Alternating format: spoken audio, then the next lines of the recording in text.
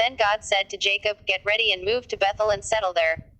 Build an altar there to the God who appeared to you when you fled from your brother, Esau." So Jacob told everyone in his household, "Get rid of all your pagan idols, purify yourselves, and put on clean clothing. We are now going to Bethel, where I will build an altar to the God who answered my prayers when I was in distress. He has been with me wherever I have gone." So they gave Jacob all their pagan idols and earrings, and he buried them under the great tree near Shechem. As they set out, a terror from God spread over the people in all the towns of that area, so no one attacked Jacob's family.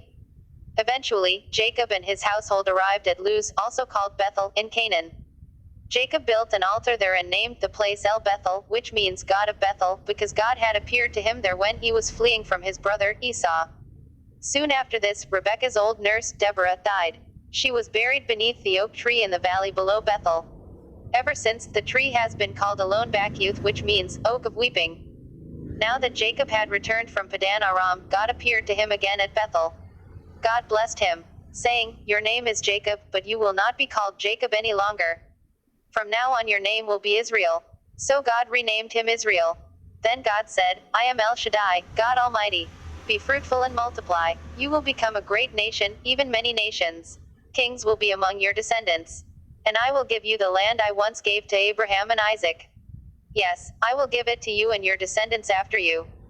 Then God went up from the place where he had spoken to Jacob.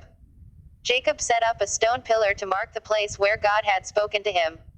Then he poured wine over it as an offering to God and anointed the pillar with olive oil. And Jacob named the place Bethel, which means house of God, because God had spoken to him there. Leaving Bethel, Jacob and his clan moved on toward Ephrath. But Rachel went into labor while they were still some distance away. Her labor pains were intense. After a very hard delivery, the midwife finally exclaimed, "Don't be afraid, you have another son." Rachel was about to die, but with her last breath she named the baby Ben-Oni, which means, son of my sorrow. The baby's father, however, called him Benjamin, which means, son of my right hand.